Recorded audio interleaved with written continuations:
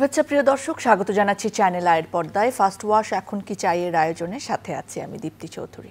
আলোচিত গায়ক মাইনুল আহসান নোবেল ভারতের টিভি চ্যানেল জি বাংলার সারেগামা পায় সফলতা দেখিয়ে আলোচিত হন এই গায়ক এবং তিনি আসলে আলো ছড়াতে শুরু করেছিলেন এবং বাংলাদেশের মানুষও ভেবেছিল যে এক নতুন গুণী মানুষ, গুণী শিল্পীর দেখা হয়তো আমরা পেতে চলেছি বা তিনিও হয়তো বাংলাদেশের সঙ্গীত জগতে স্থান করে নিতে চলেছেন। তবে সম্প্রতি তিনি নানা সমালোচনা এবং বিতর্কের জন্ম দিয়েছেন। বিবাহ ও বৈবাহিক জীবন নিয়ে নানা ঘটনার পাশাপাশি নেশা করে স্টেজে শোতে অংশগ্রহণ, সিনিয়র শিল্পীদের ব্যাপারে অসৌজন্যমূলক আচরণে তিনি আসলে নানা সময়ে সমালোচনার শিকার হয়েছেন এবং অনেকখানি পিছিয়ে থেকেছেন তার যে ক্যারিয়ার সেখান থেকে। তবে আজকের অনুষ্ঠানে তার প্রসঙ্গটি আনা শুধুমাত্র তার নয়, বরং একটি বড় প্রশ্নকে ইঙ্গিত করার জন্য আমরা তুলে এনেছি। ইডেন কলেজের এক ছাত্রীর ধর্ষণ মামলায় গত 20 মে থেকে কারাগারে বন্দী আছেন নোবেল। সর্বশেষ আদালতের নির্দেশে মামলার বাদীকে কারাগারেই বিবাহ করেছেন তিনি। বিজ্ঞ আদালত নিশ্চয়ই যুক্তিনির্ভর কারণে এবং আইন মোতাবেকই এই আদেশ দিয়েছেন। তবে সাধারণ মানুষ হিসেবে এটি আসলে নানা ধরনের প্রতিক্রিয়ার সৃষ্টি করেছে। ধর্ষণ বাংলাদেশে এত সেন্সিটিভ এবং এত ভয়ানক একটি অপরাধ এবং তার বিচার যাতে মৃত্যুদণ্ড হয় সেই জন্য আসলে কিছুদিন আগেও মানুষ রাস্তায় থেকেছে। আইন আসলে কি বলে শেষ পর্যন্ত, আইন কোন দিকে কাজ করে এবং যেহেতু আমাদের সমাজ ব্যবস্থায় আইন কিভাবে কাজ করছে সেটাকে আসলে কোনো কিছু দ্বারা বায়াসড হচ্ছে কিনা সে ধরনের নানা প্রশ্ন থাকে। তাই আজকে আমরা এই বিষয়টি নির্ধারণ করেছে যে ধর্ষকের সাথে ধর্ষিতার বিবাহ।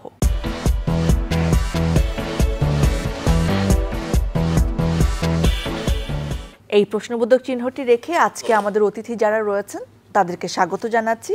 আমাদের সঙ্গে একজন বিজ্ঞ আইনজীবী রয়েছেন এবং ওমেন এম্পাওয়ারমেন্টের প্রতীকও বলতে পারি আজকের আয়োজনে তাকে, অ্যাডভোকেট ফাহিমা নাসরিন মুন্নি, আইনজীবী ও আন্তর্জাতিক বিষয়ক সহ সম্পাদক বিএনপি।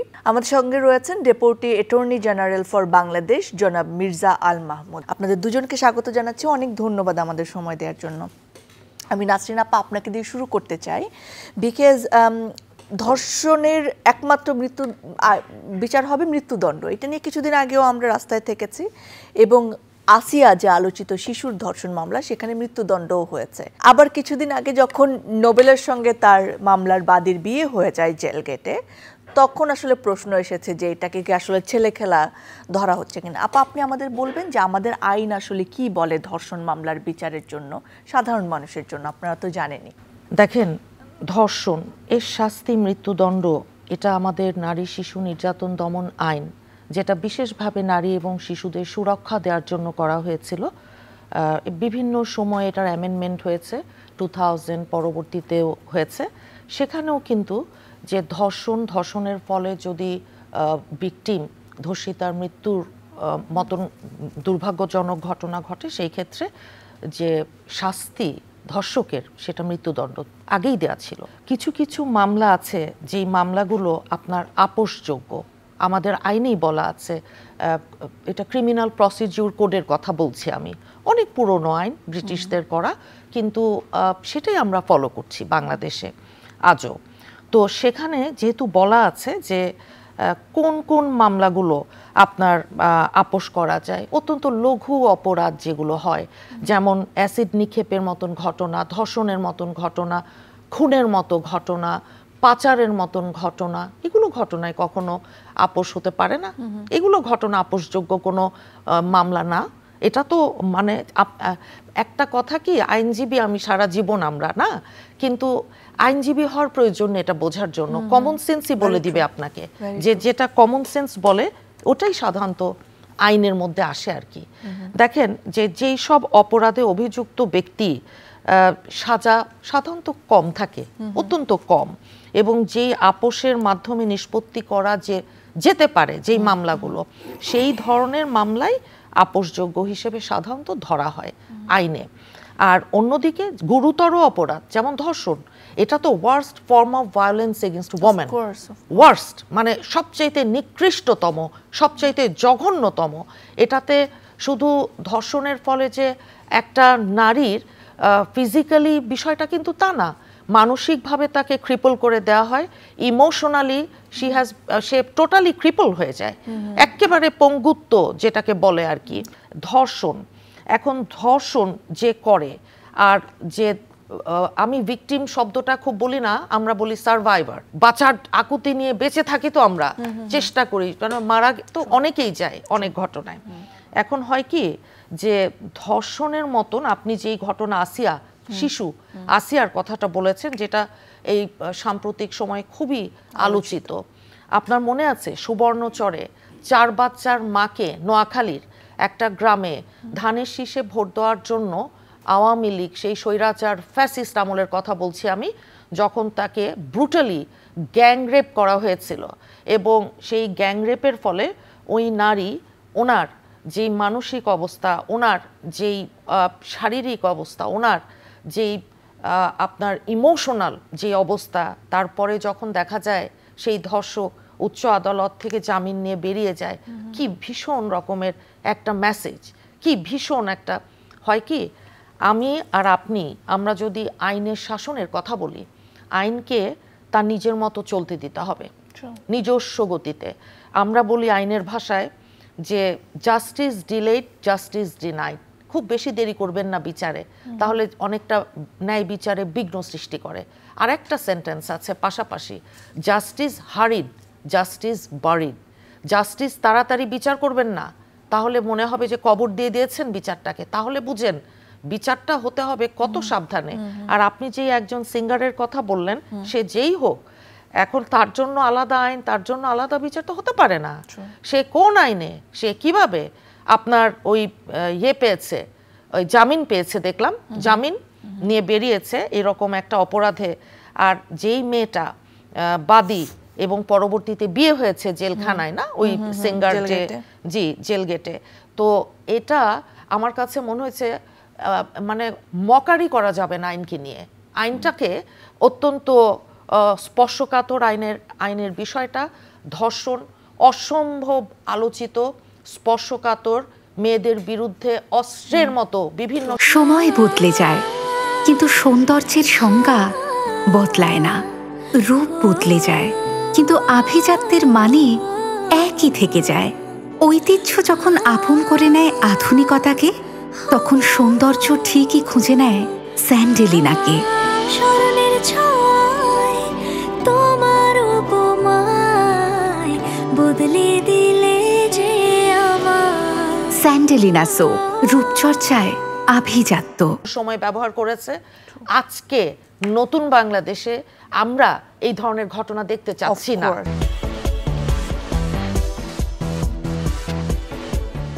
মির্জা আলম মাহমুদ, আপনার কাছে আসতে চাচ্ছি, আপোষ করার কি কি জায়গা আছে? বিকজ যখন এই আপোষ করার সুযোগ থাকে, তখন আসলে সেই আপোষ কতটা স্বতঃস্ফূর্ত হয় সেটা নিয়ে তো বাংলাদেশের সমাজ ব্যবস্থা আমাদের প্রশ্ন থাকে। প্রায় সময় দেখা যায় ধর্ষণ মামলা উঠিয়ে দেওয়ার জন্য কিংবা আপোষ করার জন্য যিনি ভিকটিম আছেন বা সার্ভাইভার আছেন, আপার কথায়, তাকে জোর করা হয় এবং তিনি আবারও নির্যাতনের শিকার হন। একটু বলবেন যে আপোষ কখন হতে পারে, বা যে ঘটনার কথা বা কেস স্টাডির কথা আমরা বললাম সিঙ্গার নোবেল, তার বেলায় আসলে কোন আইনের দ্বারা এই বিয়ে হয়েছে বা তিনি জামিন পেয়েছেন? আজকের বিষয়বস্তুটা হচ্ছে ধর্ষণের অভিযোগে অভিযুক্তের সাথে ধর্ষিতার বিবাহ। একজন গায়ক নোবেল, তার সাথে একজন ইডেন কলেজের ছাত্রীর দীর্ঘদিনের একটা সম্পর্ক ছিল। সেই সম্পর্কের ভিত্তিতে তার যে মামলার যে অভিযোগ, সেখানে সে ধর্ষিত হয়েছেন, সেই মর্মে একটা মামলা দায়ের করেছেন। সেই মামলায় তাকে আদালত আপোষ করেছেন মর্মে দুই পক্ষ বিবাহ বন্ধনে আবদ্ধ হয়েছেন, এই জন্যে তাকে জামিন দিয়েছে। এখানে আলোচনা এসেছে প্রথমে যে শিশু আসিয়া ধর্ষণের ঘটনাটি অত্যন্ত দুঃখজনক। আসলে ধর্ষণের মতো ঘটনা খুবই খুবই নিন্দনীয়, এবং এত নিন্দনীয় এটা গোটা মানবতাকে শেষ করে দেয়। এই বিষয়টা নিয়ে ধর্ষণের মতো এত লোমহর্ষক একটা ঘটনাকে এই একজন গায়কের যে ধর্ষণের অভিযোগ, এটা নিয়ে আলোচনা করাটার যুক্তিকতা আমি খুঁজে পাই না। কেননা আসিয়ার যে ধর্ষণ, ওই ধর্ষণটা আসলে গোটা মানবতাকে হত্যা করে ফেলেছে। কিন্তু এইখানে যে অভিযোগ এবং ধর্ষণের যে বিষয়টা এসছে, এটার মধ্যে বিস্তর পার্থক্য আছে, কেস টু কেস পার্থক্য হয়। যে এখানে যে আপনার কোয়েশ্চেনারিজেই আমি দেখতে পেলাম এবং মামলার যে এফআইআরে আমি গতকালকে এটা নিয়ে কথা বলার চেষ্টা করেছি, যে এফআইআর স্টোরিতে যে ঘটনাটা এসছে সেখানে তাদের সঙ্গে একটা দীর্ঘদিনের সম্পর্ক ছিল। সেই সম্পর্কের ভিত্তিতে তাকে ঘরে আটকে রাখা হয়েছে, আটকে রেখে তাকে ধর্ষণ করা হয়েছে। তার মানে কি, তাদের মাঝখানে একটা মিউচুয়াল আন্ডারস্ট্যান্ডিং ছিল। মিউচুয়াল আন্ডারস্ট্যান্ডিংয়ের কারণে তারা একটা লাইফ লিড করছে। পরবর্তীতে সে কোনো কারণে সেটা অস্বীকার করেছে, তার সঙ্গে বিবাহবন্ধনে আবদ্ধ হইতে পরবর্তীতে সেটা মামলা পর্যন্ত গড়াইছে। মামলায় গড়ানোর পরে যখন সে অ্যারেস্ট হয়েছে, তাকে তখন সে জেলখানা থেকে বের হওয়ার জন্য আত্মসমর্পণ করছে মেয়েটার কাছে, বলছে ঠিক আছে আমি তোমাকে বিয়ে করছি, এখন তুমি আমাকে। এই যে আপোষটা, কিন্তু ধর্ষণের মতো মামলা আপোষ করার কোনো সুযোগ নাই। কিন্তু কেস টু কেস, কেসটা তো ধর্ষণেরই ছিল। এখন ধর্ষণের যে সংজ্ঞাটা, যে সেই সংজ্ঞাটায় আমরা যদি দেখি, এবং আসিয়ার ধর্ষণ আর এই ধর্ষণ, এটা বিস্তর পার্থক্য, এটা মুন্নিয়াপু স্বীকার করবেন। কিন্তু এখন ওই ধর্ষণের মতো একটা লোমহর্ষক ঘটনাকে, এত সিরিয়াস একটা বিষয়কে, এই বিষয়টাকে সঙ্গে মিলিয়ে আলোচনা করাটাই আমার কাছে মনে হচ্ছে এটা আমাদের জন্য।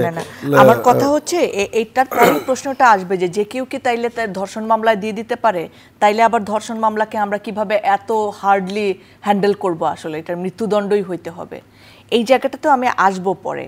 সেজন্য আমি জানতে চাইছি যে আইন তো আইনে, আপা যেরকমটা বলছিলেন, যখন ধর্ষণ মামলায় আসলে কেসটা ফাইল হয় তখন তো নিশ্চয়ই সেই আইন অনুযায়ী এটা হ্যান্ডেল করা হয়েছে। সো কোন আইনে আসলে বা কোন আইনের ফাঁকে এটা আসলে বিয়ে পর্যন্ত গড়াতে পারে, আমি সেটা জানতে চাইছি আপনার কাছে। ধর্ষণের যে সংজ্ঞা, সেই সংজ্ঞার যে উপাদানগুলো আছে, সেই উপাদানগুলো যখন বিদ্যমান থাকে তখনই সেটা ধর্ষণ হিসেবে স্বীকৃতি পায়। ওই যে আমি প্রথমেই বললাম যে আসিয়ার যে ধর্ষণের যে উপাদানগুলো আর এই নোবেলের যে ধর্ষণের অভিযোগ, এইটার উপাদান একই নয়।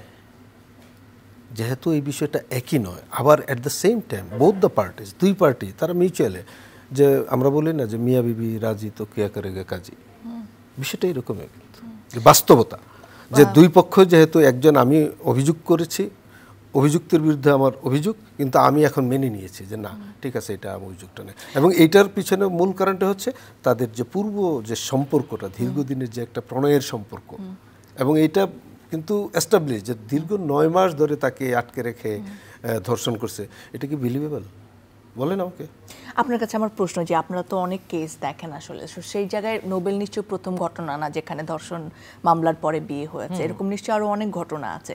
এবং সেই সব জায়গায় আপনাদের অবজারভেশন আসলে কি বলে? অনেক সময় এমন হয় না কি, যিনি ভিকটিম আছেন তাকে জোর করে বা প্রেশারাইজ করে বা সামাজিক মান মর্যাদা হানি হবে সেই ভয় দেখিয়ে তার সাথে বিয়ে দেওয়া হয় যিনি আসলে আসামি? না, এটা আসলে আইনটা কিন্তু নারীদের পক্ষে সম্পূর্ণরূপে। আপা ওই কথাটা স্বীকার করি না। আমরা এখানে আলোচনায় বসার আগে বলছিলাম কিন্তু যে নারী শিশু নির্যাতন দমন আইনটা এরকম শক্ত একটা আইন, এবং নারীদের শিশুদেরকে তাদের স্বার্থ সংরক্ষণ করার জন্য এই ক্ষেত্রে অনেক সময় দেখা যায় যে পুরুষরা অনেক সময় নির্যাতিত হচ্ছে। আলোচনায় আসছে যে পুরুষ নির্যাতন আইন কেন করা হবে না। এই আইনের এত অপব্যবহার হচ্ছে, প্রতিনিয়তই হচ্ছে, এবং আদালতের ম্যাক্সিমাম মামলার শতকরা 75% মামলা নারী শিশু নির্যাতন আইনের অধীনে হচ্ছে বর্তমানে। এত ব্যাপক আকারে এই জিনিসটা, এবং এই যে অপব্যবহারটা হচ্ছে, এটার পিছনে মূল কারণটা হচ্ছে কি আমাদের সমাজের নৈতিক অবক্ষয় এবং পারিবারিক যে শিক্ষা, যেটা পারিবারিক ধর্মীয়, নারীরা এটা ব্যবহার করছে, আপনি বলতে চাইছেন? নারীরা ব্যবহার করছে না, নারীদেরকে দিয়ে ব্যবহার করাচ্ছে।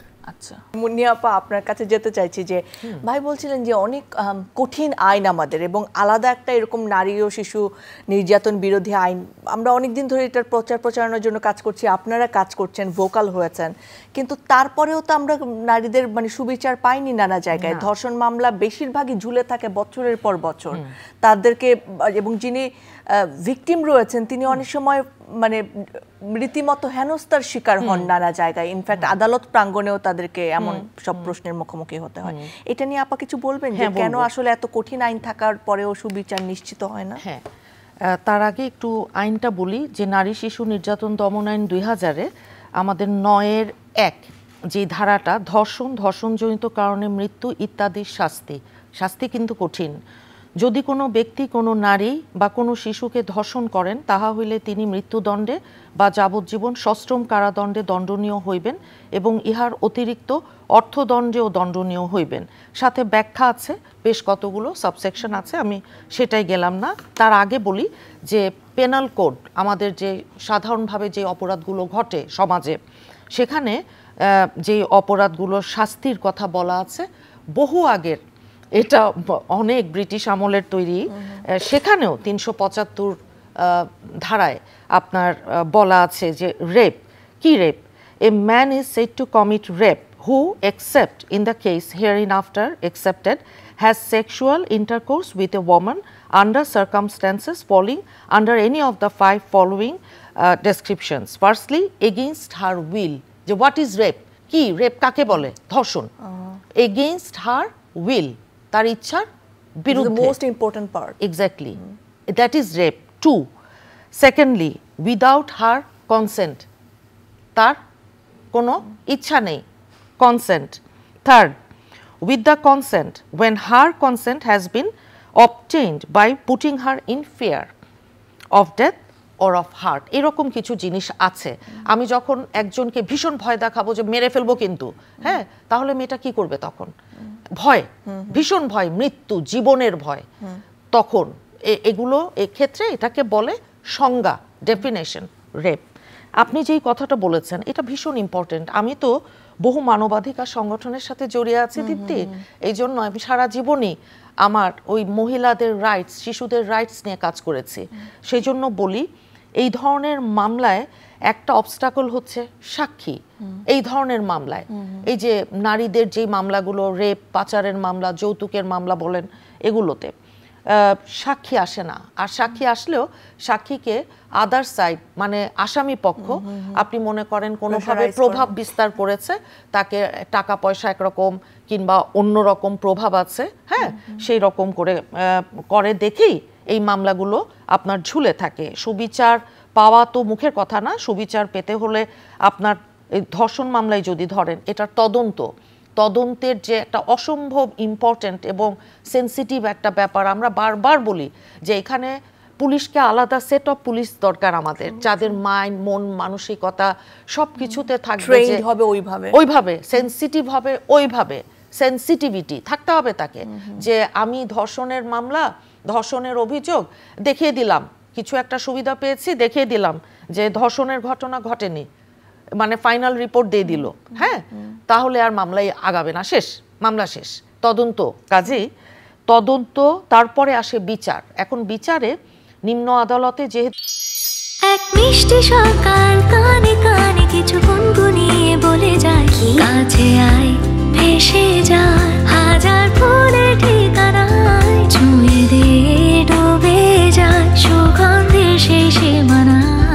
এখন তুমিও পেতে পারো আমার মতন সফট আর গ্লোয়িং স্কিন আর 3 ভর সুরভিত আত্মবিশ্বাসের গ্যারান্টি তিব্বত লাক্সারি সোপের সাথে। তিব্বত লাক্সারি সোপ, বাংলাদেশের রূপ। তো বিচারগুলো হয় ট্রায়াল কোর্ট, যেটাকে আমরা বলি ট্রাইব্যুনাল। এখানে যদি পেনাল কোডে হয় এক জিনিস, আর যদি স্পেশাল আইনে হয় যেমন নারী শিশু ট্রাইব্যুনাল, সেখানে বিচার পিপি থাকেন, এপিপি থাকেন, তাদেরকে অত্যন্ত সেন্সিটাইজ হতে হয় towards the survivor, towards the witnesses, সাক্ষী, যেটা আমরা না, হ্যাঁ, এটা একটু দেখার বিষয় আছে। কনভিকশন রেট এই ধরনের মামলায় একটা রিসার্চ একবার করেছিলাম আমি একটা মানবাধিকার সংগঠনের পক্ষ থেকে, তখন আমরা দেখেছিলাম যে সাজার হার এত কম, আপনি অবাক হয়ে যাবেন যে দ্য রেট অফ কনভিকশন, এটা লোয়েস্ট লাইক এনিথিং, এটা হতে পারে না। মিথ্যা মামলা হয় না, আমি কিন্তু সেটা বলছি না, মিথ্যা মামলাও হয়। নারী শিশু নির্যাতন দমন আইনে অনেক সময় থানায় গেলে হয়তো বলে যে এটা সহজ মামলা না দিয়ে একটু কঠিন দিয়ে দেন। আমি তো উকিল, আমি আমার ক্লায়েন্টকে বলেছি যেটা সত্যি সেটাই বলবেন থানায় গিয়ে। এখন থানার থেকে আমাকে ফোন করে বলে, আপা আপনি তো এটা বলেছিলেন, তো আমাকে তো বলছে যে উনি জানে না, আপনি কঠিন মামলা দেন। তো ওইটা সেটাই আমরা যেতে চাই না। আমরা কোনো মিথ্যা মামলা প্রমাণ করা যায় না দিনের শেষে, আমরা সেটাই যেতে চাই না। আমরা চাই না যে কোর্টের টাইম, আমাদের লয়ারদের এক্সপার্টিজ, পিপি যারা আছেন উপরে থাকলে যেরকম ডিএজি ওনারা থাকবেন উচ্চ আদালতে যখন আসবেন সুপ্রিম কোর্টে। আমি শুধু চাই কি জানেন, সারা জীবন আমরা বলি ক্যামেরা ট্রায়াল, মেয়েদেরকে সেকেন্ড টাইম রেপ করে যখন ওই অসম্ভব হিউমিলিয়েটিং কোয়েশ্চেন্স করবে, তার ক্যারেক্টার অ্যাসাসিন করবে, হ্যাঁ, এটা আমরা চাই না। আমরা চাই ক্যামেরা ট্রায়াল না হোক, আপনি ওই রকম সেন্সিটাইজ জাজ দেন, আপনি সেন্সিটাইজ আমাদের সেট অফ পিপল যারা রাষ্ট্রপক্ষের আইনজীবী দেন, ডিফেন্সের আইনজীবীদের ইকুয়ালি ট্রেন করেন, আমাদের মতন মানবাধিকার সংগঠনের মানুষদেরকে ওখানে থাকতে দেন। ভেরি ট্রু আপা, বেশ কিছু পয়েন্ট এনেছেন। আপনি তো একটা দায়িত্বে রয়েছেন Mirza Al Mahmud, deputy attorney general, তো সেই জায়গায় কি আপনারা এইগুলো নিয়ে কোনো ধরনের সংস্কার কিংবা আরও একটু ভালো পরিবেশ করা বা সুবিচার করার জায়গাটায় কাজ করার এখতিয়ার রাখেন কিনা বা কাজ করার ইচ্ছা রাখেন কিনা? দেখুন, যে প্রশ্নটি আপনি করলেন যে একজন রাষ্ট্রের একজন আইন কর্মকর্তা হিসেবে এই ধরনের মামলাগুলো যখন আমাদের সামনে আসে কোর্টে, মুন্নিয়াপা অত্যন্ত সুন্দরভাবে যে আইনের যে ব্যত্যয়গুলো আছে, লোফুলসগুলো যে আছে, এটা সুন্দরভাবে তুলে ধরলেন। আমি তার সঙ্গে সম্পূর্ণরূপে একমত। তার সাথে আপনি আর একটা প্রশ্ন করেছিলেন যে কঠিন আইন থাকার পরও কেন দৃষ্টান্তমূলক শাস্তি হয় না ধর্ষণের মামলাগুলোতে। ধর্ষণের মামলার প্রথমেই আমি যে কথাটা বলেছি যে ধর্ষণের যে উপাদান, এই জিনিসগুলো যখন একটা মামলায় বিদ্যমান থাকে, উপযুক্ত সাক্ষী যখন থাকে, এই সাক্ষীগুলো যখন আদালতে উপস্থাপন করা হয় সঠিকভাবে এবং সেই সাক্ষ্য সাবুদের ভিত্তিতে যখন বিচারটা পরিপূর্ণরূপে হয়, তখন কিন্তু আমরা সেটার একটা ফলাফল পাই। যেমন সেই মামলাটা, রাশিয়ার মামলাটা আমরা কিন্তু খুব দ্রুত পেয়েছি। তো আমাদের ইচ্ছা হলো সবচেয়ে বড় জিনিস। আইন আছে, আইনের সঠিক প্রয়োগটা আমরা করব কিভাবে? এই যারা এই আইনের প্রয়োগটা করেন তাদের যে মানসিক অবস্থাটা, তারা কোন মন মানসিকতা নিয়ে দেখে। যে আমি প্রথমেই বললাম যে কিছু লোক আছে যে নারীদেরকে ছোট করতেই তারা পছন্দ করেন। তারা এটা একবারও চিন্তা করে না যে আমি নারীকে ছোট করছি মানে আমি আমার নিজেকে ছোট করছি, এটা কেউ চিন্তা করে না। তো ওই যে দৃষ্টিভঙ্গির বিষয়গুলো, আপা যেটা বললেন যে বিচারের ক্যামেরা ট্রায়াল, যখন আমরা এই ধরনের মামলাগুলা সাক্ষী নিব, তখন এইগুলা যে খাস কামরায় যদি নারীদেরকে, তাদেরকে যদি ওই প্রোটেকশনটা দেওয়া হয়, যে অনেক গোপন বিষয় এগুলো জেরায় আসে, যেগুলো আসলে পাবলিকলি আসলে বলে ক্যামেরা ট্রায়ালের মধ্যে অনেক সময় যে তারা ধর্ষণ তো হইল, কিন্তু ক্যামেরা ট্রায়ালে পরে যখন পাবলিক ওপেন কোর্টে যখন এই ট্রায়ালটা হয়, তখন সে আরও বেশি ধর্ষিত হয়। এই ব্যবস্থাগুলো কাদের আসলে নেওয়া উচিত? এই ব্যবস্থাগুলো আইনেই নেওয়া উচিত। এইগুলো যে আইন তো আছে, আইনের যে আপনার যে বিধিমালা, যেটা যে আইনটা কিভাবে প্রয়োগ হবে, সেই যে বিধিমালাটায় যদি বলে দেওয়া হয়, একটু সংশোধন আনা, হ্যাঁ, বিধিমালাটায় যদি এই জিনিসগুলো বলে দেওয়া হয় যে এই ধরনের মামলার বিচারের ক্ষেত্রে যে এই মেজারমেন্টগুলো নিতে হবে স্পেশালি।